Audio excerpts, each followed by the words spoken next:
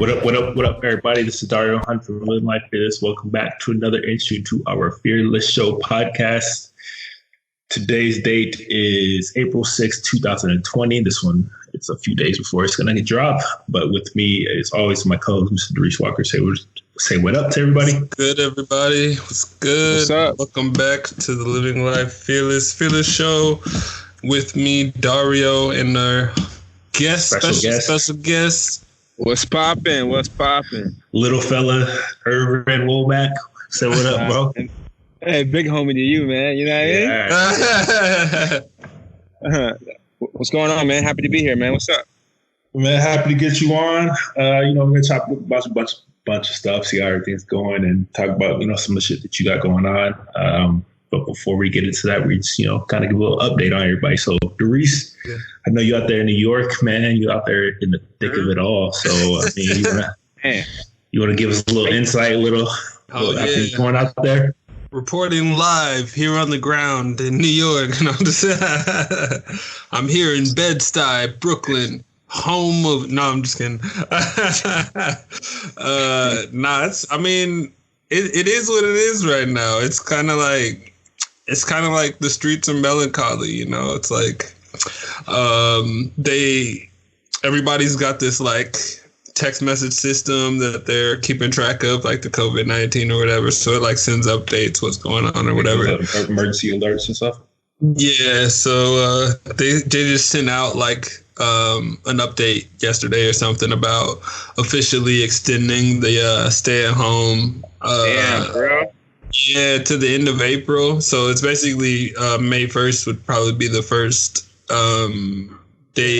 earliest case. So if that's what we're doing, then everybody else basically across the country should be aware. That's kind of early best case scenario. That's not happening. How many cases are out there? A lot, right? New York has as many cases as China, apparently. God damn, right? So, like, where it started, apparently we have the same number, except the death toll is different. So yeah, it's way different. China also isn't the most reliable with their numbers and shit. Yeah, when I saw that at first, so basically, here's the thing about people needing to know about the numbers. Doctors don't have the supplies to test for whether or not it's COVID-19. They just have abilities to test whether or not the symptoms coincide with it, because most of the hospitals aren't equipped or they ran out of what they need to test for it specifically. So the numbers aren't going to ever reflect accurately right now, because nobody has the specific tools to say, yes, this is it. Or they just have the people that say, yes, this looks in. like it. Yeah, exactly. So there's like all kinds of stuff going on. I mean, they had people sharing ventilators, which never happened before in the history of ventilators. Like, it's crazy. It's crazy. Pretty medical, like, emergency in terms of like the hospital being overloaded. That's why they had like the down the hospital ship, which assuming will probably be overwhelmed soon, because they're trying to like revert normal hospital activity to these other areas, and I don't think those facilities are going to be able to handle it, because it's just like, if you think about just regular hospital activity, it's like if this new pandemic is filling up the hospital, and the hospitals are usually like, say, 80% full, it's like, what are we supposed to? I mean, chemotherapy is or dialysis. They're highly susceptible, so they can't be in the same hospital with the COVID-19 quarantine patients. So like it's like a lot of like the medical field trying to figure out what to do. And people need to know that don't buy the 3M like nicer or like the medical mask. Because the healthcare professionals essentially run out. So the people that need the best equipment Protection, for like gloves even. Because I remember at my job, we wear latex gloves, and a month ago, our vendor was out of stock. So, so like our business couldn't order the gloves that we usually order, and that's not even the medical field. So if that happened, and you just think about all the places where the demand goes up. So that's what's happening here with the medical part. Basically, everybody else, that has the ability to stay home is staying home. But what's happening is there's something sticking out working class and the subway system and public transportation, where the poorer people, where there are like sort of essential services happening, they're still and haven't even really gotten this sort of break that a lot of us are getting, where we're just sitting home. Are subways still running? The subway has only slightly modified hours. The bus systems only have slightly modified hours due to like because the subway sounds like the last place you want to be in some type of shit like this. Well, but the thing is, all the first responders commute. If I'm a doctor that lives in Brooklyn, but my practice is in Manhattan, I need those access points. Then the city should be doing some shit like private services picking up people that need, especially like hospital workers that need to go places. I mean, that would sound great, but we're talking about the president saying that it's not a big deal, and then saying like, oh, I guess this is like I feel like you wear gloves and a mask. I'm not going to wear one personally, but they're running right now like that. There's no way taxis are running like that. I feel like you could easily like subsidize that. And the taxis are getting screwed. Uber is doing fine. They're still doing all right because they've converted their application a little bit. So there are no more Uber pools or Lyft lines. You can't do group car service unless it's your own personal party. So that's one thing that I've seen modified on the app. There's just little things. Even lines in stores, fam. The market. I went to the market. They was doing like 10 people at a time into the store and shit. But then I walked to a different market and they weren't doing it, so it was cool. I still got the groceries, but no, they be like, they got like the club, like like clicking at the door kind of shit. Like all right, hold up, like now you gotta wait, and then the one person walks out. The line is outside if everybody's stacked on each other outside, though. You know what I'm saying? Like, unless they have that space out too, it's not gonna matter. Yeah, it's interesting, man, because some people got masks, some people don't, some people got gloves and no mask, some people got masks. Honestly, the gloves is more important. The gloves is you're more likely to transmit it with your hands than ingesting it. Yeah. Damn, that's crazy. Yeah, you're way more.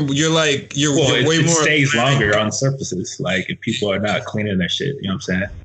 Yeah, exactly. So, like in terms of like the germ thing, it's like when you wash your hands, it's best to like if you can use the paper towel and throw that away rather than reusing the towel that we use. The germs kind of just stay on the towel kind of thing. Yeah, like if you don't do the accurate wash, you just kind of put it on the cloth and it stays there kind of thing.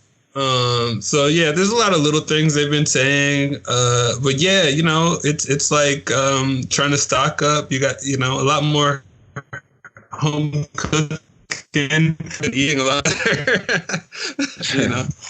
so that's kind of good. I mean, it's just crazy, like it's like some movie type shit for real, like the day after tomorrow type shit, like the whole city shut down, like New York shut down. That's crazy. Yeah. Like, yeah, it's crazy. It doesn't make sense. Go ahead. I wouldn't be surprised if it becomes martial law. Nah, it won't go martial law. I'm telling you, bro. One thing about martial law. So, like, here's the thing: we got a governor Cuomo, and he's pretty much like, honestly, after how he's been handling this New York stuff is crazy. People want him to become like Like people like trying to put him in the presidential race and shit already. I'm like, damn, bro, like come on, down. I didn't like him until I saw him handling this. And I was like, him. Wow, I want him to be president. On him. This. Like people been shitting on him for so long. They keep asking him like what the president be saying. Like he'll say something and be like, nah, that's impossible. That's illegal. I don't think there's no way absolutely that can happen. Because the thing about martial law, I mean, the only way that happens. Oh, that's everybody gives up their guns. First of all, how the fuck you gonna enforce martial law, bro? Yeah, you can't really enforce martial law unless it's national, and even then, too many citizens got weapons. Too many people armed. First of all, there's a very regional problem with it because all the southern bordering states are definitely way more armed than say the mid. Right here, people are hella armed out here. Like, oh they got but I mean, strapped up. All the new shit hits the coast first, so it's like the Midwest got to wait till it trickles in. So they don't quite got the fancy shit on the low or the scopes and shit. Those gun shows and stuff trickle into. I mean, like me and Irv, we out here, on the West Coast, as you can see in his background. It's a weird feeling because it's so nice out like these days, and then like it looks really cool. Shut down type shit. You know what I'm saying? Like, bro, we missed March Madness, bro. There was no March Madness. There was no spring. There was no spring training, bro. Like that's like one of the biggest things out here, and like what I mean? Like that's crazy, bro. It's the biggest thing. Yeah, it's never happened ever. Like, there's no March Madness. Like, that's kind of devastating. Like, think about it, though, bro. Like, all those players that were, like, trying to come up and, like, waiting for that big dance. And some of the players didn't have a good regular season. So the big dance was, like, their showcase. Right. Like, trying to at least get that Sweet 16 look. Like, because, like, Sweet 16 is something you can always say. Like, the first get in the tournament, it's like a big deal. Just a tournament. It's just a tournament, bro. That's alone. That's, like, career making right there. Just getting the tournament. Yeah, it is, bro. I mean, it definitely sucks. It definitely sucks because they can't even go through the full, pre-draft, process. Like, they can't work out for teams. They can't do those combine camps. They can't do any of that. Like, so it's going to be tough for them. This is going to be really interesting to see how they kind of handle this because I think they're going to have to push the season back for next year. Mm-hmm. That's crazy, bro, because LeBron and them, bro, I ain't going to lie. Like, I wouldn't say Lakers are going to win, but you gotta think like LeBron's only getting older, so like having a year of like that doesn't count kind of like hurts, you know what I mean? Because next year he'll be 36. I mean, 36 next year. LeBron's got 3 more good years before we see any rest. I don't think so, bro. 30. He'll be 3 years. He'll be what? 30, 38, 37, 38, somewhere around there. Yeah, he's not playing at that level at 38. So come on, man. I mean, Vince Carter was still in the league. He was like now. Playing this level, yeah, at a high level. At a high level. And he wasn't playing at LeBron's level at his age. Nobody was playing at LeBron's level at this age. So that's what I'm saying. Is like Kobe was. No, he was not, bro. Kobe had injuries. Nobody was. Zero people in history except maybe. He had devastating injuries at this point. Jordan won a title at 35. What are you guys talking about? Jordan won a title at 35. What are you guys talking about? What are you talking about? Come on. Jordan won a title at 35. You guys said no one has played at this level. Jordan won a title at 35. Yeah.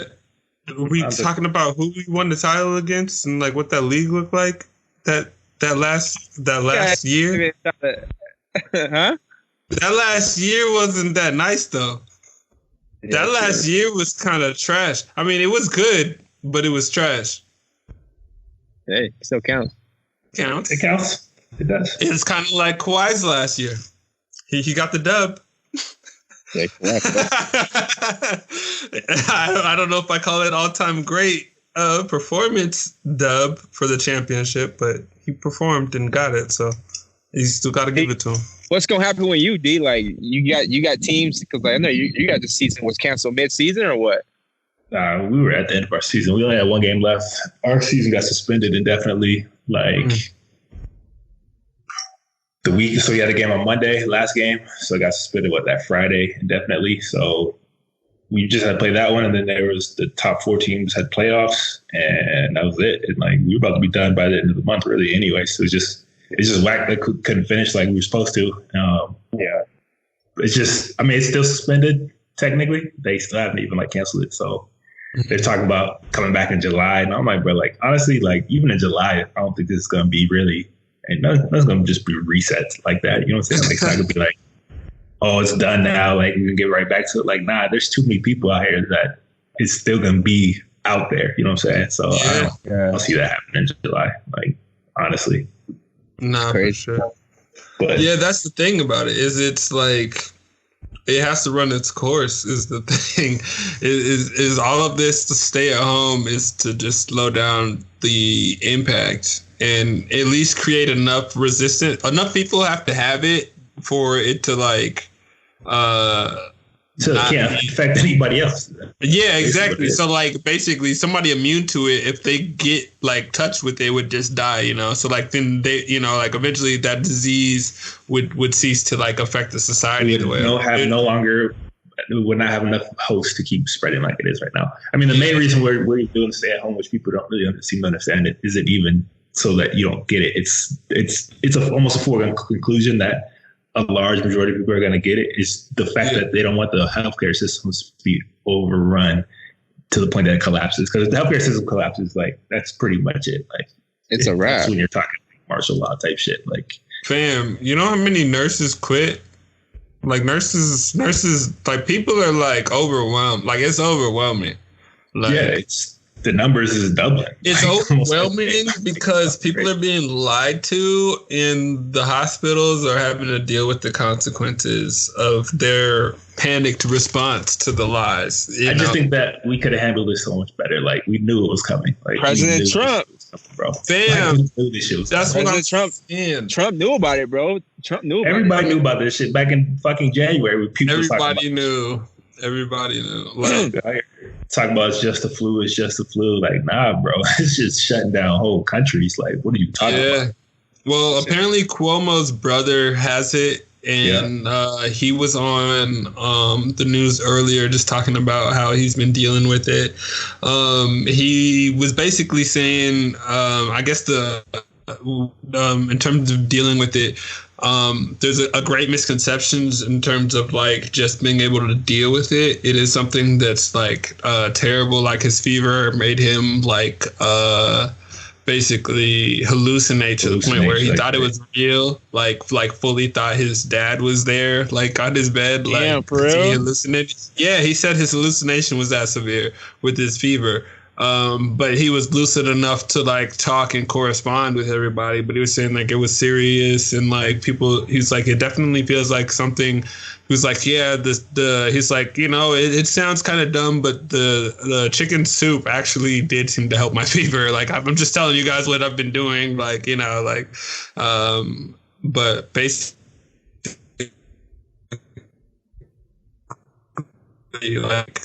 It's still survive it, but like it is serious to where you don't want it, so you should still take the precautions. I mean, the craziest thing about it all is that it's so like wide varying. Like one person can have it and not even know they fucking have it, or another person will have it and it'll be like super mild, or like they don't even think twice about it, and then the next person will have to be like on a ventilator from it. Mm-hmm. Like there's like no real. They don't have a specific like category of people that it attacks. Like, you know, at first they were saying like only old people, but not like there's hella young people still getting it, so I have to go to the hospital for it. So it's like, yeah, well, because Cuomo's brother is like 40s, you know, he's not that old, so there's people in the 30s still getting it, going to hospitals. Like it's that's wild. I mean, the wildest thing is, like I said, you can have it, you can literally have it and not even like you don't know. Yeah, you don't know. Mm-hmm. Like I've been out here chilling out, like basically self-quarantining because I just got back from Europe. You know, I had to go through the whole continent just trying to go home. Yeah. You know, I'm not super worried about me like getting it. So I think like I'm pretty like peak health if there's going to be like anybody like at that category. But it's just like I've stayed away from like my like entire family just in case type of shit. Like because even if I did have been like not really showing or not feeling anything, like a lot of athletes have been getting it. Mm-hmm. Like you still have that chance of spreading it to somebody who it can like devastate. So it's like, that's why it's like so crazy. Yeah, for sure. Crazy. So I don't know what's gonna happen. Like, sports is done for a while. Like, it's the world without sports is a little crazy and weird and shit like that. And it's basically stay home. It's basically stay home and just figure out a different skill that you're good at and master it. You should, but most people out here, if you look on the social media, that's not what's happening. Most people out here, TikTok. They out here TikTok, they out here, out here vlogging their daily life and Instagram, shit like that. Like, some of this stuff is like crazy. Like for certain people, like for me, like, I shut down like my main job, which was basketball, but like I was at the end of that season anyway, so it was easy for me to just shift all my attention to like my online shit already. So like, and because we operate strict online for the most part, we can still keep pumping out like creative shit and like, it just gave me more time to like really focus on the other stuff. So it hasn't been that stuff for me. Like, it's just been like, all right, well, shit, I guess going full in on this right now. So that's what it is, So I like, for me, I'm taking this month now that I know I have a whole month now. I'm like, oh man, I gotta make some. Bro, I'm not gonna lie, I got so much shit done in that first week. It's been crazy. I've been putting it off for so long. Like, I was like, this sucks, but it's like also like, man. I know, like I finally edited or like added images to my website. Like at the beginning of the quarantine, like first week, I was like, oh, you know what? I should update my website. Like I updated the whole website, the whole layout, like brought new people in, like, you know what I'm saying? Closed new deals on shit. Like, I was like, bro, I got a lot of shit done. Like, I was like, I got a couple new interviews in, I got it was nice. I was like, all right, man, like, because I got time to sit down, and then trying to get my flexibility back, because I'm like retired. Like, I don't do anything athletic anymore. So like the longer I just be sitting around, like the tighter and tighter my joints get. And I was like, oh, so like I've been like able to just like slow down and stretch and get my flexibility back and stuff. So like, like my back and my joints feel better. I mean, one good thing about being out west, you know what I'm saying? Like, we got way more space than, out there in New York. We're not all on top of each other. For real. So if we want to step out, move down, bro. We can step out. You can just go outside and you're not next to somebody. Like, nobody, so it's like, if I go outside, I gotta, So like, we gotta stay at home order, but honestly, it doesn't even really feel like it, because if you look, you'll see people out like hiking and shit, and like walking around, and like. Dog, stay at home. If I was in Colorado, that would mean like almost nothing. Like, it would be like the same. Like, that's all you do in the Midwest. Like, a lot of people just stay home anyway. Like, go out in the woods, go out and nature shit. It's different. Yeah, I hear though that some people who are like idiots and catching it are just like still going to like the Walmarts and the drive-throughs, whatever, and like still just like getting stuff. So I drove by. Beware. Thinking like, I seen that line where I was like, not a chance I'll at Costco for like another 3-4 months, bro. Like, Costco is wild, bro. Hell no. Damn, Costco, that's crazy wild. And they be out there, no gloves, no mask, no nothing. I'm like, y'all fucking idiots, bro. They'll die for that toilet paper, homie. Like, not just. I'm like, nah. So I go to like Sprouts or some shit. It's way more chill, like less people. Sprouts is chill. Sprouts is like. Yeah. But even there, I'll be the only one out there like fully masked and gloved up. Like, bro, I'm not out here like, what y'all doing? For real. Y'all see what's going on? Like, it's tripping. Oh, there's actually an order out here to wear mouth protection. It's sort of like it's not like a mandatory thing, but it's like a it's a recommendation, a strong recommendation. Strong recommendation to cover your mouth. Yeah, the U.S. is only 3-4 months behind everybody else.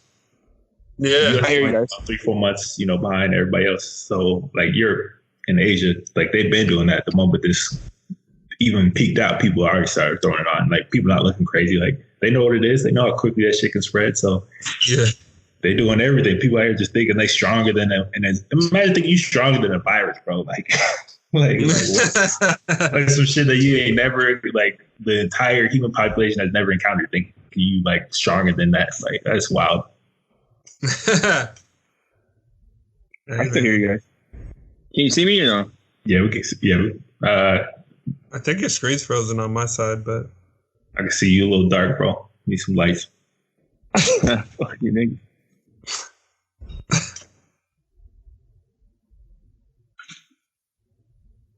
Can you see me now? We can see your shadow, your silhouette. You know what I'm saying? We need some. There you go. There you go. All right. So, I mean, like I said, we talk about coronavirus shit going a little crazy. Everywhere, coast to coast. Stay safe out there, man. Mask up, love up, be smart, bro. Like the quicker people, really separate and get this shit to die down, the quicker we start kind of get back to normal. Like, but people don't want to do that though. People want to still be stupid, bro. Well, I don't know how. Here's the thing. I don't know when it's gonna happen. The government fucked up is the problem. Like they didn't time it. Like the problem is they didn't prepare the people for it. Like you can't tell people, yo, I'm telling you, you can't make money for an indiscriminate amount of time, but at least 2 months. And I don't know if I'm gonna be able to help you or not. And even if I can, it's gonna take at least 3 to 6 weeks before you get any money. Well, the smart people. What's up with the checks? Where my check at? That's what I'm saying. That's gonna take, dog. Like they said, that might take 3 months.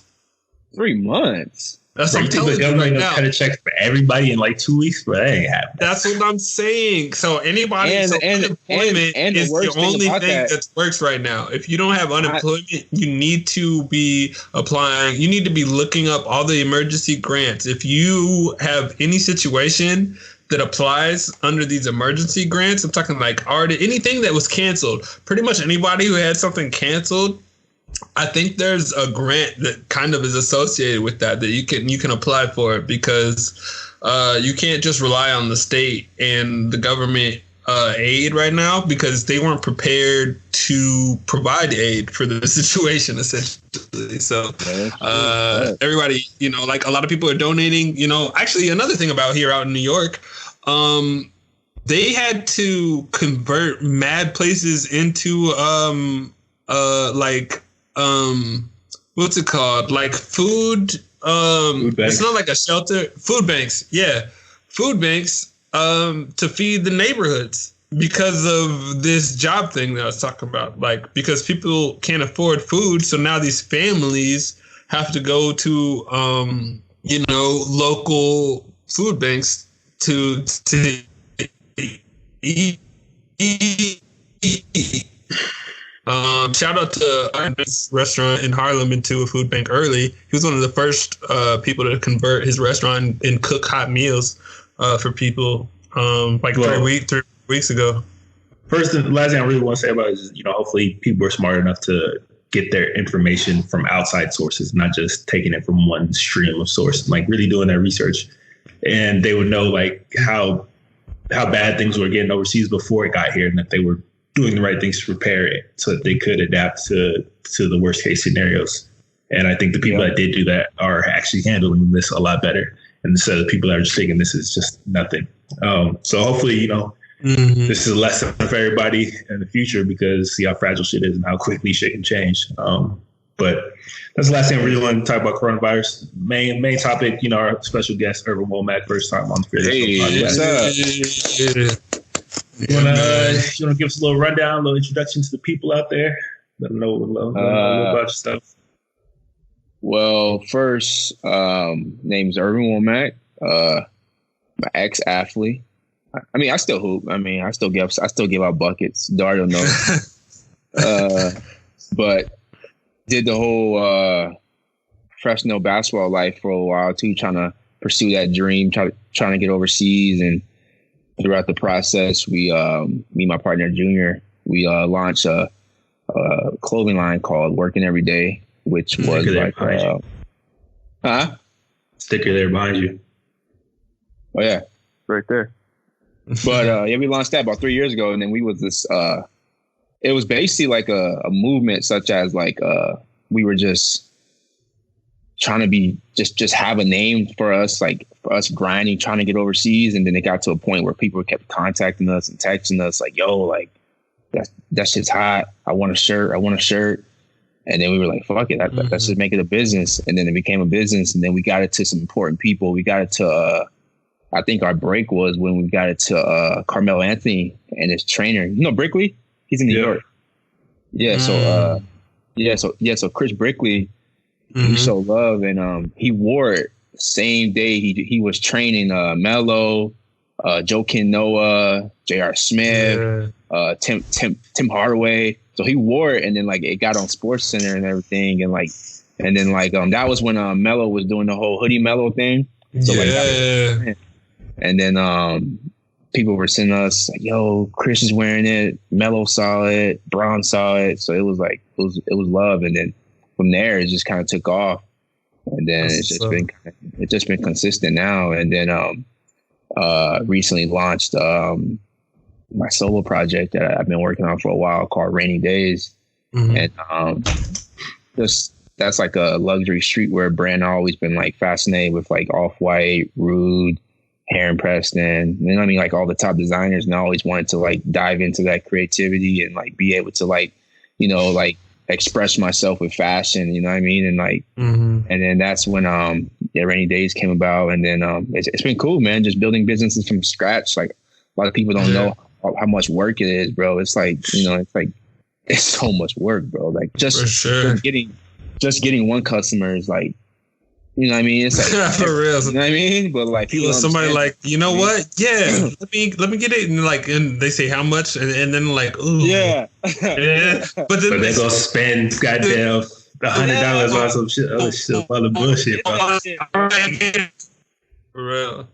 Like people like throw money at stuff they forgot about. Like, oh damn, I guess I forgot. Like they'll look at the ring account and be like, what happened to that $100? Like that's what I'm saying, bro. Like, those couple of bottles last week is where it went. Like those few bottles of alcohol.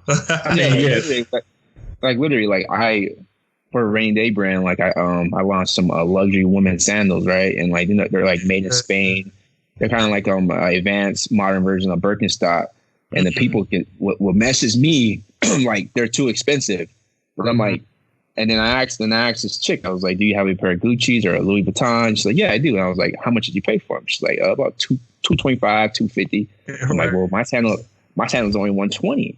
Right. So like, so how could you pay $225 where you can't pay $120 for some sandals? I don't get it. Like, support local. Like, I don't get it. And like, and then after that, of course, they get irritated and they don't message back. But you know what I mean? It's just like they want a discount just because you're a small business and like they know you, but they want a discount. You know what I mean? But they want, but there's no way you can go into Gucci or Louis and like, hey, I want a discount. You can't. They'll laugh at you. You know what I mean? So like, you can get it at the secondhand store for cheap if you want, but you get it for what we sell it for over here. Like, so yeah, like we do a couple of our little apparel thing on the side. Ours is definitely more more like branding type stuff. But we definitely understand, like, even just promoting your stuff, like from my experience, you get way more support from like strangers and outside people than people that you've known for like their whole life. Like you can't even get them to like share a post, to like a shit, to like, you know what I'm saying? Like, bro, they're like, I know people who I grew up with, bro. I'm thinking like, yo, like, all right, I started this. I'm probably gonna have about 10 to 15 subs coming in from all my niggas and shit. Bro, they don't even support, bro. They don't even support. But like, it's weird though. Like, they won't like share like show love on like the comments, but like when they see you, they be, oh, bro, that shirt you had, bro, that shirt was tight. I'm like, bro, like, say that in the comments, bro, like, so like people can see that, and then like they'll want to cop, or they'll message you like, hey man, look, I need that, like I need one of those. Because that's the thing too. People are like, oh, I see somebody like fucking with it. Like the more comments you see on something, like the more impressive it is. Honestly, like dude, like. So, but. My whole thing is, I got you. Here's the link. You know what I'm saying?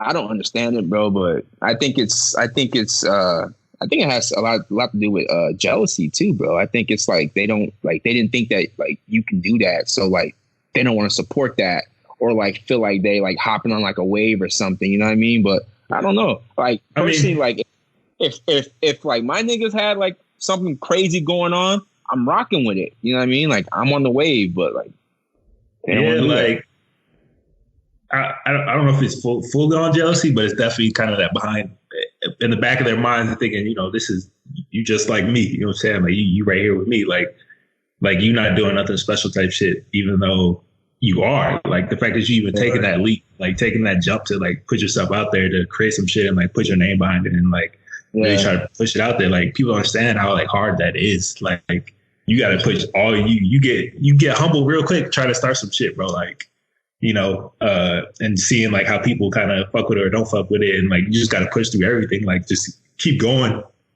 till you start to see shit to like really turn. And then once you get those like outside people like really fucking with you, or like you get those outside comments and you see, or they start seeing other people that, you know, that you ain't got no connection with really kind of fucking with what you're doing. That's when a lot of times they'll start to come back and be like, oh, dog, like it's so dope to see how far you've come. Like, I can't believe where it's at now. You know what I'm saying? Like, we really got to support. I really got to do something. Like, bro, like we've been doing this for years. like, bro, like, I've been in your face with this shit for years. Like, you had plenty of chances to come fuck with us. Like, I'm not the type of person that's gonna come chase you down or like come support us. If you're not gonna support us, I'm gonna just go over here. Like, keep doing what we're doing. Like, other people are automatically just starting to gravitate to what we do. So like, cause I know like, you know, like if you put out something dope, like, you know, it's dope, like people are going to eventually just know it's dope. Like so you like, know I don't need to like specifically go to everybody I know and like kind of push it in your face. Cause if you don't fuck with it, like, I know there's so many people that are going to fuck with it. And then once they start seeing like outside people like that, they don't even like associate with you seeing like rock with your stuff, then they're going to be like, yo, like, I really need to get on with this. Like, I ain't got to see what you guys doing. Like, you know what I'm saying? Like, it's like, bro, like. Right. And it's crazy that you say that, because like what I did with Rainy Days, like I didn't launch it like right away. Like I launched it like back in like December, but I launched it in like LA. So like it was anonymous. So, like no one knew the brand. So like I wanted to see if it was hot, you know what I mean? So I launched it out there. And then I came to light like, yo, like this is my brand. And like everybody was like, oh, that's yours and blah, blah, blah. But it was weird though. Like the moment I said it was mine, like some people who were fucking with it before kind of stopped fucking with it. You know what I mean? Because they were like, oh, this nigga think he got Working Every Day and he got Rainy Days. Like who is he? You know what I mean? But like when it was anonymous, they were all cool with it. You know what I mean? Yeah. Like, oh, you ain't never heard this shit before? Like, that's crazy, bro. Just knocking, ain't it? Yeah, like, yeah, you know, that's me. It's hard now. What the fuck? That's the face. Like, bro. Like how is it not? You was loving it, and then I just said it was me, and you like changed your face. It's weird. Like, yeah. Like, I mean, we kind of went through the same thing. Like, you know, we create a lot of content, man. Like, we create a lot. So like, we'll put out something and like we get to a point where shit will start getting shared, like, you know, hundreds to 1,000 times, and like we don't even really know it. It's just kind of on its own. And then somebody will hit me up like, oh, I just saw this being shared over here. It's so dope to see that, you know, it's reaching out like that. And it's like, yeah, bro, like, you want to go look at our back catalog? Like, we been doing this shit. Like, and the thing is, you thought that was like a special link or something? Like, no, that's just a link. Like, this is one of many. You know what I'm saying? They don't know. They don't know how much work it is to do all that Adobe shit, bro. Like all like the Photoshop and the Premiere. Like they don't understand how much work it is to like actually make a design or actually put those like layers on different type of pictures and stuff. Like they don't understand that, bro. Bro. Like I said, like I'm sure you had to go through the same thing. Like when I first started doing this, man, I teach myself a lot, man. I had to teach myself to see how to code, how to develop. Like if you look at our site now and you didn't know who did it, like people just be like, oh man, they put like a lot of money behind this. Like there's some big company behind this doing running this shit. Like, but it's like, nah, like this is something that I like really just taught myself how to do. And then over the time, like you just get better and like you get my skills sharp at this point. Like I can make shit look like crazy, like some real like $1 million like website type shit. So like people really will look at like, oh, like who did this? Who did this? I'm like, bro, like I did this. Like, you know what I'm saying? Like I did this. Like, I don't know if you saw how it was years ago. Like that was years ago. Like this is skills get better, baby. Like you don't stop. Years ago, it was a blog. Yeah, it looked like a blog. No, I've seen it. No, I've seen it. It's lit. It's nice. Yeah, it's definitely nice. First thing I know how much work it is because I do it too. I know how much work it is. It's so much work, bro. It took me like 2 hours just to learn how to like go on Photoshop and like remove a background. You know what I mean? So it's like looks like it's floating. You know what I mean? Mm-hmm. But like it was just like that. But like those small things take forever to learn, and people don't understand that. And once that shit clicks and like you get it, I can knock shit out like that now. Like I changed this. Like it take me like 5-10 minutes. I can do a new graphic. I got like a whole library of like templates and assets and shit I can just throw together in about 10-15 minutes, and like that's just all developed skill. And like they don't see all that time it takes, all the effort it takes to like even get to that point. They just like, this looks good. Like, give some bullshit comment like, oh, this is great looking. I'm like, bro, I don't even need to hear all that. Like, I just need to know if you fuck with it. Like, if you rock with it, you rock with it. If not, then not. Like, I don't feel like at that point, like, it's like, yeah, you want to promote your stuff, but you also shouldn't be wasting your time on people that you have to spend twice as much energy just to get them to like, do anything little. Like, you gotta people spend, I think people waste a lot of their time in their own circles. Trying to promote what they're doing to their own circles.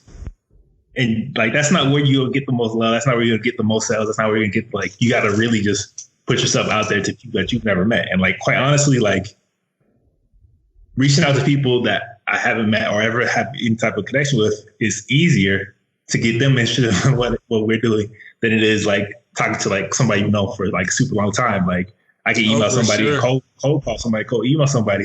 And they'll be all with it. They'll be all into it. Like, oh, this is amazing. Da da da. Like, let's do some work. Let's, you know what I'm saying? Like, I want to pay for some content, or I want to pay for some like advertising, whatever. But if you got like somebody, that you've been on, that like I know a lot of crazy type people, and then they kind of message me nowadays talking about, hey, we got to do something. I'm like, yeah, all right, like.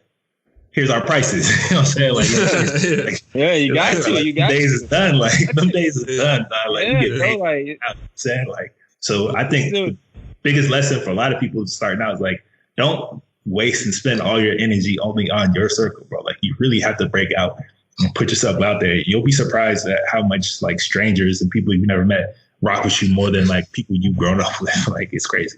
It's crazy too, because when you start to see that type of stuff, like, it kind of make you not even want to like fuck with your old friends no more. Like after like that, like after you see like random people like messing with your stuff, and then like you see like your people like who you know for like since you was in high school ain't supporting you, it kind of like makes you like, all right, like bet like that's your true colors. Like I'm not even gonna like rock with you like that. You know what I mean? Like there's no point. Yeah, like I don't even hold a grudge against it because that's just kind of human nature to me. But it's just like at the same time, like I don't forget. You know what I'm saying? Like I don't forget. That's what it is. Hey, coming down the line, coming down the line, like I remember everybody who was rocking with me. I remember everybody else like whatever. Like I hold it against you, but don't expect me to do no extra like look out like none of that type shit. Like for real. Like I don't hold it against you. It's human nature. It's part of it. It's part of our culture and society. But at the same time, like.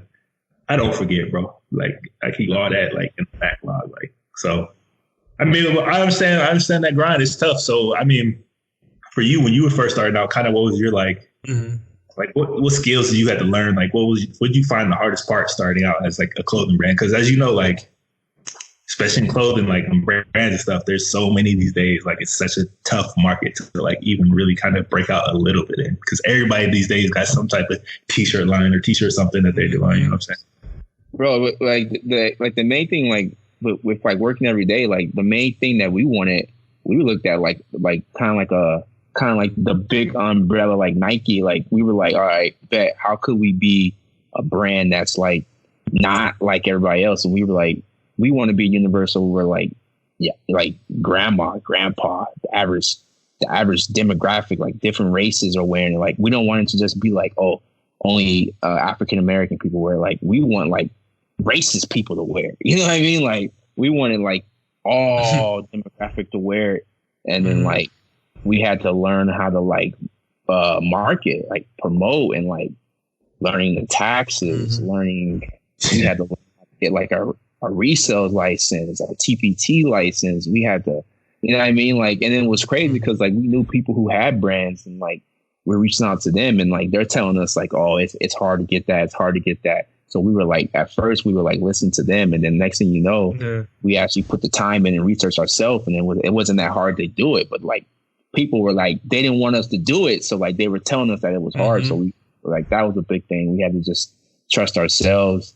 And then far as with the for over the years, for like the 3 years for running Working Every Day, it was like that was like a learning experience to me. It felt like it's like, so like now with like rainy days, like I feel like I'm like so polished, so like I know exactly what to do now, just from like all the like those mistakes that like we were running into, like because like we had times where like we were promoting so much and we had the wrong people wearing the brand, such as like, you know, high level women that are doing not supposed to do, you know what I mean? Like escorts, like that, you know what I mean? Like, you know what I mean? Like we didn't know, but like, so like we were out, man, and in Old Town, and like someone came up to us and they were like, "Did you know that such and such is doing this and that? Is on fans only, this and that?" And we were like, "What?" You know what I mean? Like she was showing love to us on, like, you know what I mean? We're like, we didn't know.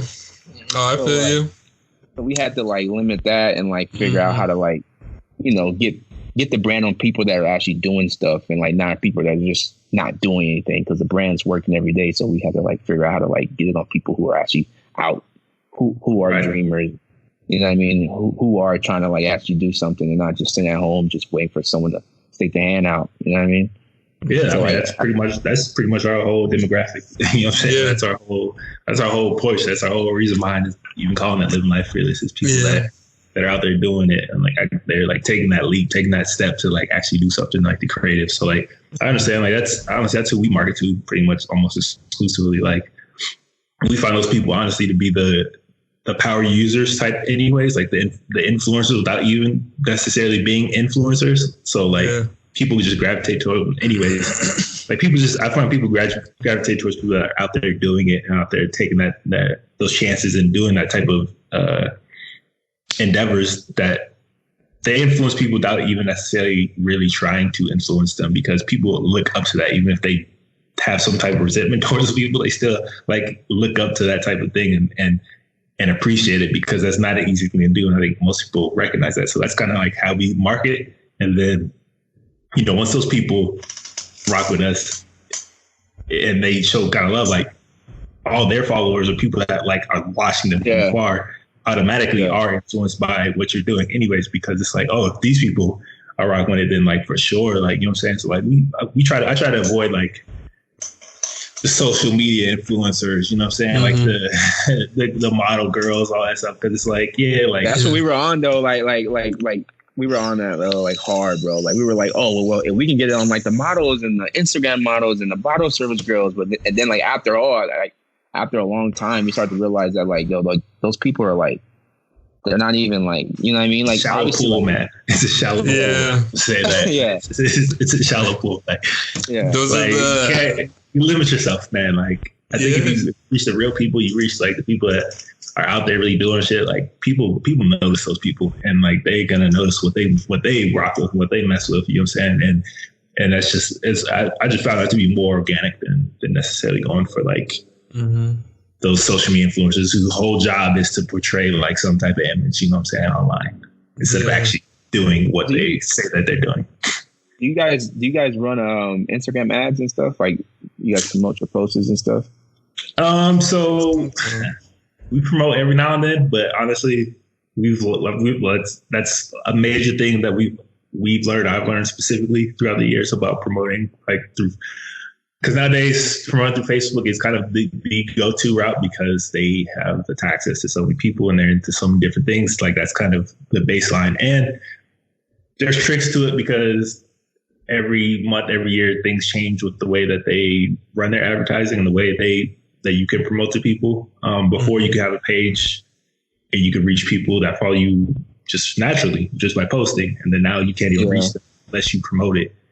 But the promoting is really kind of a scam in the way that it doesn't do much for your engagement. It doesn't do much for like actually turning into sales without pumping out like hundreds of thousands of dollars into advertising, every month. Yeah. So we learned, something a little different that's been working, and we advertise to a very specific sort of type of crowd and kind of grows from there. And like, we just really had to figure out what our main objective was, ours is a little bit differently because we're not necessarily selling like a product to somebody, but we are selling like content to content providers or people who want content, like who the artists and like the advertisers so we advertise more to like their distributors than we do to like customers, if you understand what I'm saying. And then from there it kind of goes out. Like, that's a whole deep conversation I can have with you. Don't off camera talk. Too many tools. Don't get your sauce away, B. There's definitely some shit that people don't really recognize. And they just think, click and promote. I'm just gonna tell people now, don't just click promote post, because that's not doing what you really want to do. And there's a whole different way to do this, and like there's a whole psychology behind it that I had to figure out over the years.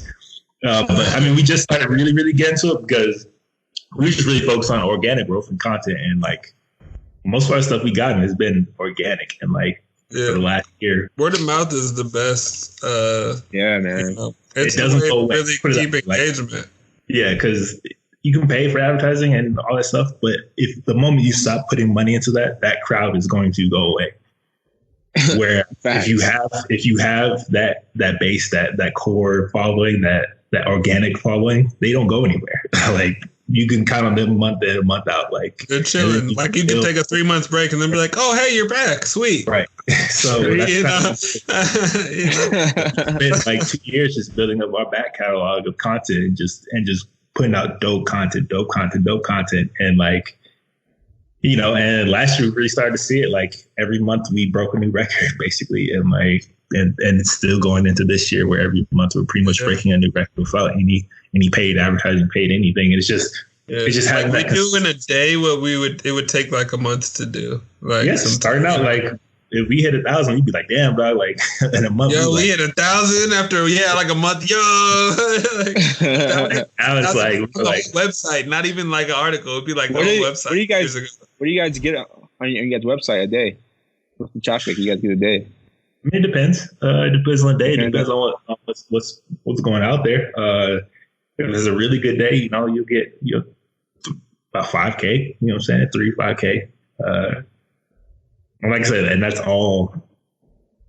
just straight organic. Like, it's not like I'm not paying to reach nobody. Like, it's just us going out there and reaching people and like actually putting out dope content that gets shared, that gets, that other people take and spread it for you type thing. And like your core like base, and like, we have a good subscriber base. We have good all that stuff. Like, we have a good base that stays with us, and then you just grow from there. And then now you can start adding the supplemental stuff on top of it, and like figuring out different ways to do it. Because like I said, you don't want to just do straight up advertising, because you're just going to waste a lot of money. People are so used to seeing ads now that they don't even really like, they don't really click them. You know what I'm saying? Like, so there's just ways and strategies around it that we kind of figured out over the years that we definitely have a conversation about. It's just, you just gotta, it's kind of experience, man. Like, I would say if you can grind past the shit, like if you can grind past the tough parts, like, you're going to turn out successful just because you're going to learn so much over that period. Most people just stop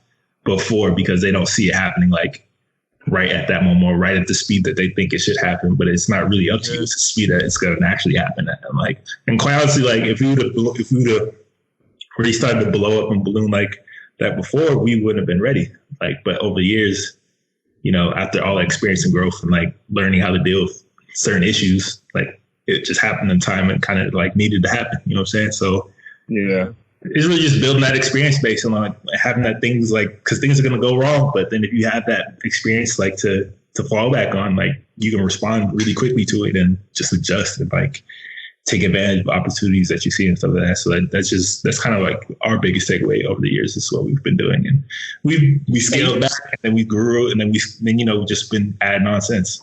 You guys ever threw I know you guys throw concerts and stuff. You guys ever threw a festival? Not yet. Got things in the works, but There's always opportunities. There's always things going on. Obviously, we're not thinking about no festivals these days. Yeah, I know, but like down the line though, like that'd be tight. No, down the line we definitely have stuff in line. Like I said, we've been putting our hands into a whole bunch of areas where, to the point where, when it happens, it's we're gonna be ready for it completely, and it's just gonna happen. But that's like a big part of the network and like gathering like-minded individuals like yourself. It's like when we do things like that, we're going to be hitting other people we've collaborated with to share the things that they do and promote it at the same time. So it's like, we're just steadily keeping the progress building, extending the network slowly.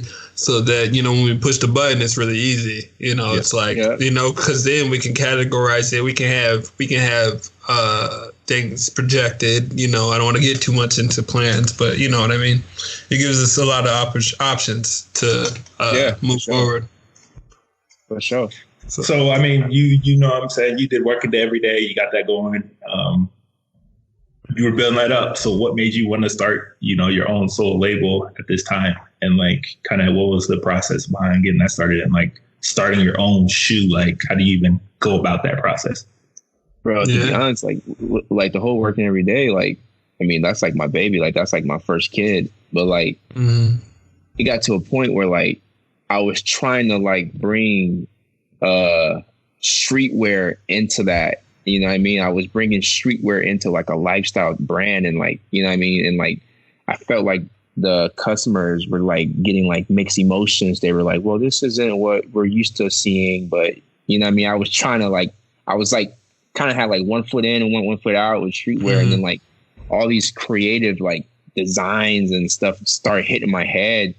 And then like, throughout, just like I think it all started from just like learning like all the softwares and like Adobe and Premiere and all that, Photoshop, and I started to like learn how to like mix and match and like make product shoots and do that and create designs and stuff. And then like that's when I started to realize that like I can really design. And then I kind of had it in the works for a while, but I didn't really want to launch it. And then I was just like, you know what, just go for it. And then I got some good results from the crowd in Cali, man. Cali people were just showing mad love for my first collection called the Galaxy World Collection. People were just copping and copping and copping. I was like, yo, this might be something. And from there, I was like, fuck it, I'm gonna just run with it. And then I admire like, Virgil and all them, like seeing all like their dope designs and like seeing like the creativity. You know what I mean? Seeing the creativity, like I'm like, just mismatching stuff and like putting a label on it and stuff like that. It's just always been like a thing that I always wanted to do. And then like I had the opportunity running days and I ran with it. And then as far as a shoe, it was funny because like we were at the store, the Open Mind Emporium, where the Working Everyday brand was in. And then I was just online because it was a slow day and it's at the store. And I was just online, just messing around with the shoes, just designing something. And I kind of designed it and I kind of liked it. And I kind of showed Junior and I was like, look at this. He's like, yo, that's dope. You should run with it. And next thing you know, I just screenshotted it. And then I got online and I started looking for like manufacturers in like Spain and like Italy and stuff like that. And I found some nice lady named Martina. And shout out Martina. Shout out Martina. Like she's done work with like Calvin Klein. She's done some she's done some junior designing with Louis Vuitton. She's worked with Ralph Lauren. You know what I mean? She's worked with all these people, and I'm like, yo, she's like a big time designer. You know what I mean?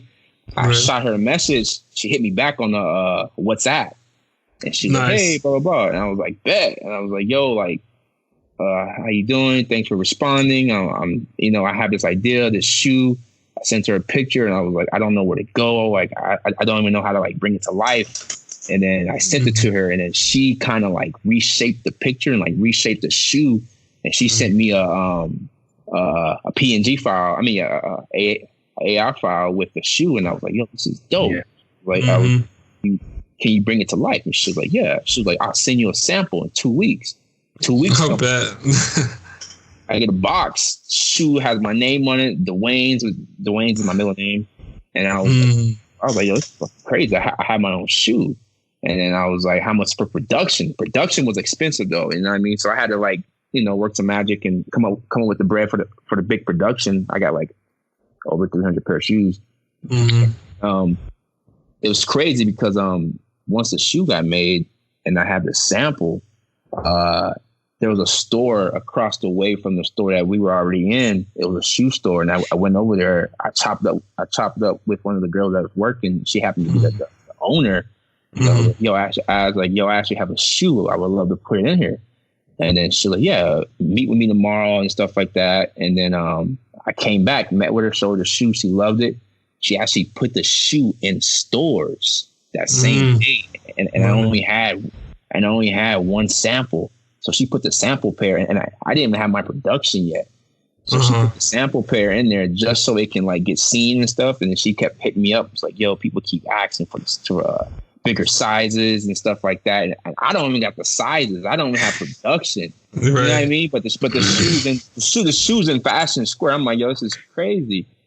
And then production got done, got the shoes, and they were doing really, really, really, really well. And then freaking virus hit, so it been like slow a little bit. But I'm also in touch with Nordstrom's. So once things get back up, it's gonna be in Nordstrom's. Hey. That's big. So I mean, you gonna tell us like that feeling, like seeing your shoe in the store, with your name on it. It's wild because I actually was walked past one time, and I was just kind of like spying on the store and just seeing who's in there. I walked past and some chick actually had the shoe in her hand. She was asking about it, and then she had left. And in my mind, I already knew why she left. She left because there was no sizes for her. So I went back. I went back and I was like, hey, what happened with the shorty that was just in here with the shoe? And she was like, oh, she wanted to check them out and try them on, but unfortunately, she wears size 10 and you only have a size 7 in there. And I was like, oh, but right there, like I knew in the back of my mind, I was like, yo, like these shoes is profitable. Like these people like these shoes, you know what I mean? So I was like, I gotta get this production, you know what I mean? So I was hustling, trying to get change and get money to put towards the production at the same time, pay other stuff off as well. So you know what I mean? So like in my mind, like anything is possible if you just put your mind to it and just like go all in. You can. Different stuff comes your way. Like I feel like the universe was like helping me. You know what I mean? Like they were like pulling people like in my direction that was helping me and stuff like that. So there's always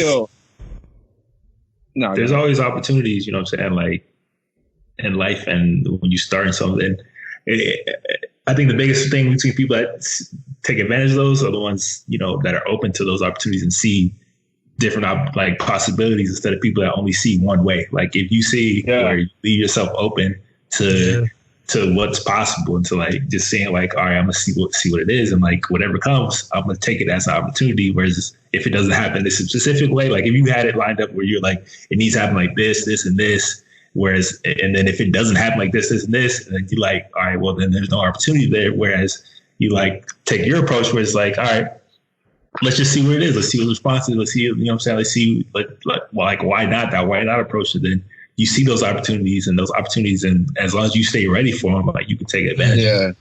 And the crazy thing about it is like as I look back, I was just like, after all this went down, like I look back and like I went through my notes, like where I like write everything down, like you know what I mean, like kind of like the law of attraction stuff.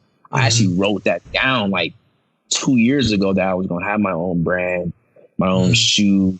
You know what I mean? I look back and I was reading it. I was like, yo, this shit is crazy. Like this shit's all like, it's a reality now. You know what I mean? So like, I kind of planted like a couple years back, but like, I got like 4 of those like black and white notebooks full of shit. Like over there, like 4 or 5 of them.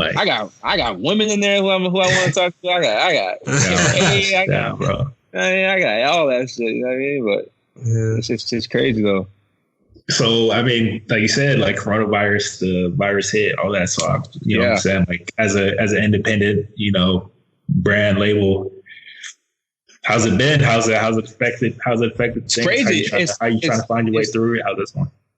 It's crazy. Like it hit, but like I'm still finding ways to get sales. I'm still finding ways. Like I feel like it hit, but then like it was like, okay, like So you can't go out and like spread it word of mouth. Like you can't get the sales in the store from like inside the mall, but you can like learn how to like navigate on Instagram and use that tool to like get sales, or like use Facebook, use Pinterest, use Twitter. You know what I mean? Like, so it was like ways of like I had to like literally like learn how to like use other apps to like get sales and like dive deep and like engage, build relationships. You know what I mean? Facebook. Oh, so it's been hard, but like it's definitely like it's like making me better and stuff like that. And then force you to adapt, yeah, it forced me to adapt. And then with the same thing with the whole quarantine stuff, like not being able to leave the house, I didn't even know I can sew. You know what I mean? Like I can take like a sheet off your bed and make a shirt out of it now. You know what I mean? I couldn't do that. I couldn't do that 30 days ago. You know what I mean? Right. So I kind of like, shout out to the quarantine, shout out to the virus, like in like a good way, you know what I mean? Because like me and like not like me and my roommate, like Junior, like we can like we're making stuff like from scratch. Like I actually feel like a fashion designer now. You know what I mean? Before it was like screen print, vinyl. Now like you know what I mean? Like that's that's cool and all, but like it forces you level up, man. It forces you to expand the toolbox and like relearn how to handle a situation like this. Like this right here. Like I made this mask, you know what I mean? Like this is like something I just made, you know what I mean? But like I couldn't do that 30 days ago, you know what I mean? So like that shit's kind of dope, you know what I mean? So I tell people all the time, just work on your craft, work on your skill, man. Like you never know. For real. Never know. And I guess the market, like how do you find the market, like sales wise and stuff like that, with the virus, of people still out there looking to buy stuff and whatnot? To be honest, like obviously, like I've been releasing a lot of products because I know that this virus is not gonna last. But like people are like skeptical, like they don't want to like really purchase right away because they're trying to like save their money because they might have to, you know what I mean? Some paycheck coming, so like you kind of gotta like. I look at it like if it's hot, they're gonna cop. It don't matter if we're in a recession or anything. Like they got money. Oh yeah. They just got their taxes. Trump released those checks. So like you kind of just gotta like it's on you to release the product to where like people are gonna want to buy. Yeah. So they got a cop. So that's the way I looked at it. Just keep releasing products, and then like once it gets back to normal, like I feel like those customers that wanted it, like they'll start coming your way and like, hey, I wanted this a month ago, but unfortunately the virus was here, so I couldn't cop it. So they'll cop it now. So I'm just keep releasing products, see what happens. For sure. I mean, those sandals are gonna blow up for sure. I mean, it's gonna get warm. People are gonna come outside. Them shits. Yeah, for sure. They're gonna go. They're gonna go. You just gotta. I just gotta be. Just be positive and not. It's not the shoe. It's not the product. It's just the situation that we're in right now. You know what I mean? Yeah, definitely. I like your palette and like your designs.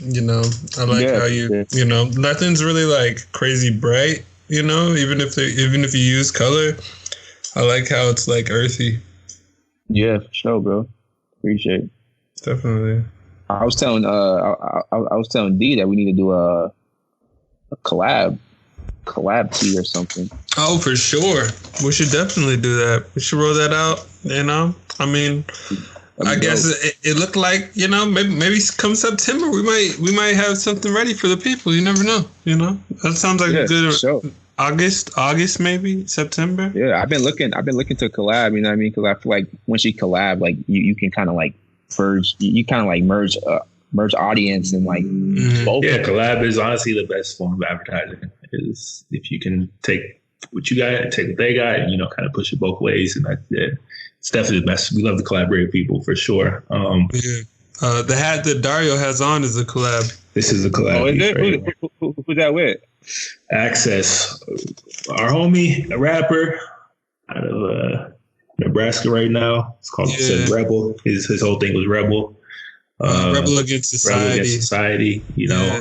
So we collabed with them. Yeah, people have been seeing me wear it for a while. This is a volume 2 actually. Like first one's a little different, but it says Rebel. Yeah, little peace, power, prayers, prayer hands. They're my favorite snacks. It'd be dope to collab with there's some other big brands. I think you might know it. You heard of Keith in New York? Kith? Kith? Yeah. Kith. Yeah. Oh yeah, that's all the hype beasts are on the Kith wave. I remember when I seen the first Kith store. Like I saw it being built, and I was like, "Oh, what's that store? What is that?" I was like, "Oh, okay." And I kind of looked in there. I was like, "Huh, Kith, interesting." Because there's a lot of little brands like like Noble and like Lululemon's like athletic like their gym / wear and leisure shit. Yeah. So like I see all these joints like downtown and stuff in New York. So like I didn't know it was gonna be like a thing. Like I kind of thought of it like Uniqlo or something like that. But then it's actually a little bit better. So I mean, who's the biggest brand in New York? Biggest small brand? Yeah. Like Price Supreme, right? They were last year, but their champion took their champions they trying to come back with their throwback shit. Champion got some hot shit, bro. I didn't know that shit that they were selling back in the but I didn't know their advertising, their branding is so much better though. It's so much like, better, bro. They're doing like the Wheaties style branding with like the champion shirts. It's lit. Like it's like the greatest. Like I don't know, bro. You know how many champion fits I had back in the day? I know. Off white. Tracksuits and shit. Fam, champion and Russell Athletics were like the same thing back in the day. Like they weren't even like I couldn't believe it. They were just the tracksuit type brand you were going to. Like they were just the cheap, throw it on. Like the colors, all that. And now it's come back around. That's one thing about fashion. It's definitely one big cycle. Like whatever was old, like comes back eventually at some point down the line. Like baggy clothes are starting to come back, which is weird. Oversized. I know. Yeah, the oversized is coming back. Oversized is coming back. I give props to Kanye for that. Kanye kind of implemented that though. Kanye had, after he was the first one to kind of shit on it. Yeah. Yeah, I feel like Kanye is a person that took a lot of bullets for a lot of these fashion designers because he started all that, like the whole. He helped start the tight wave and the bro, and the fat shoe. Trying to bring back the baggy fat shoe. Oh yeah, that's his design for sure. Like that's his design, bro. And then like you see Nike brought back their dad's shoe. You see Champion did it. You see Balenciaga. But when it dropped, I ain't gonna lie, I was like, that shit's weak. You know what I mean? But then like now it's because of like the shit he was studying. He was like trying to like do something. Like what's funny is Kanye is doing. There was this thing that came out like 4 or 5 years. Like it was like 5 or 6 years ago. It's called like Normcore. Maybe like 8 years ago was when it started to pop. It was like basically just like blue jeans and like regular Chucks was like the new way to be punk. Basically, it was like the normal shit, just like white tee, color normcore. And so like that sort of aesthetic kind of like I feel like is the end. Like it's like the more basic, but like with a little bit of like story. It's almost like whatever's the opposite of whatever's hot right now is gonna be like considered punk at that time. Like. When like all the luxury brands start throwing all their labels on shit more and more, it just started getting more extravagant. Like the more basic you guys, like the more like alternative you started looking and shit like that. Like it's funny. Fashion's a funny bit, sure. Like it's funny to see it. Yes. And I think like small business, small brands like yours are like the ones that really push forward like fashion, anyways. Because all you do nowadays, like you see, is like big companies copying smaller brands or like trying to get those designers on to collaborate with them type shit because they know like they're not the ones like really pushing fashion no more. It's like this is more small staples.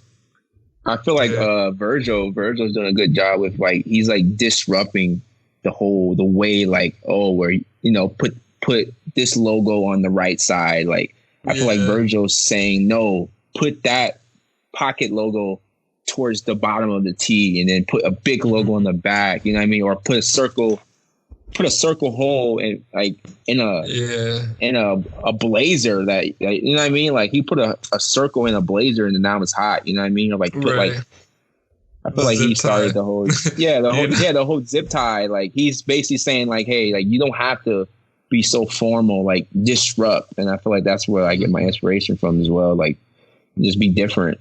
I mean, he's probably the number one brand in New York. I mean, just Virgil Abloh, you know. Like, he's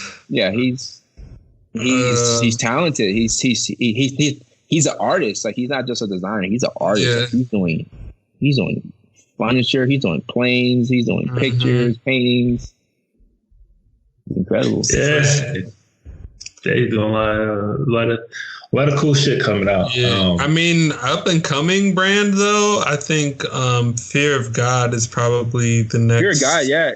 They're probably the next hotness right now. It's crazy because Fear of God, Heron Preston, Virgil, they were all on a Kanye color. That's all done. So that's all crazy. Yeah, I mean, Kanye was definitely at the forefront of bringing that more urban cultural side to it, to like high fashion, you know, and pushing it to the level of saying that they're equal, which everybody knows they've been equal, if not higher for like the longest. They just don't sell it at the same prices. So he's definitely been an instrument in that, if nothing else. I mean, just to wrap things up, you want to let people know like where they can follow you, follow your brand, follow everything, like where they can support, you know? Yeah, man. If you want to follow me, follow Red Cup Boy on social media, on Instagram. Follow my brands, lifestyle brand, Working Everday at Working Everday _collection, the streetwear brand, Rainy Days Company at Rainy Days Company. Show love, man. Just you know, I'm all for it. I'm all supporting you guys as well, and I'm on that wave, man. I'm on that dreamer wave, man. So rally the dreamers, bro. Like I'm all for it. Definitely. We're gonna put those, you know, his socials in the descriptions as always, so you guys can definitely follow that. Thank you for joining us, man. It's always a good time talking. Glad you get to kind of, you know, give out some trade secrets, kind of let people know the process of starting a brand, starting their own business, starting anything, like really how much that goes behind it. Basically, the biggest secret to me is what I did. The biggest secret that I can give anybody that's starting a brand: be annoying. Be not like annoying, like in a bad way, but like be like promote. Who cares if they see it 100 times? Like they see it that 99th time, they might fuck with it and be like, man, let me see what this annoying nigga keep he keep messaging me all the time. Like, let me see what he's talking about. And then they might peep it and really peep it, and they might fuck with it. So like, Dario knows, he follows. I promote, like, you go on my social media, it's just a dot. I don't give a fuck. There ain't even no separation on the stories. I just keep going on and on. You know what I mean? Forever. Yeah, I don't care. Like, I'm like, yo, like, y'all gonna see this. You know what I mean? Like the hustle's on display. You know what I mean? Like, I'm not hiding the hustle. Like, the hustle's there. Yeah. So that it's. I look at it like it's my story. Like, y'all watching it. Like, grab your popcorn and watch. So follow him, show him some love. You know, show love back. Again, thank you for joining us. If you have any questions, comments, topic suggestions about this show, past show, or any future shows, let us know in the comments down below. We'll get back to you. You know, if there's anybody that you want us to talk to in the future, if you have any questions for Irv that, you know, we want us to pass on to him, you know, you can also let us know in the comments down below. But as always, thank you guys for listening. If you are liking these podcasts, please hit that like and subscribe button for us, as that helps us out greatly. If you like any to get rocking these videos like this, hey, fearless, hey, you need to get these going on. You know what I'm saying? You can also head out to the official store, the official site. You got beanies too. You got. Oh yeah, bro. We got beanies. You got shirts. Is that in Borby label? It is. Yeah. Okay, cool. Yeah, that's dope. Oh, English? Okay. Old thing. So got a little bit of everything, man. Go on the official site if you guys like it. Grab some for yourself. Okay. You know, you might have something in the works with Rainy Days or Working Every Day or something, you know, down the line real soon. We'll start talking about stuff. And as always, do what, Reese? Keep living life fearless. You already know. We'll be back shortly with another one. Thanks for listening. Peace. Peace. Peace.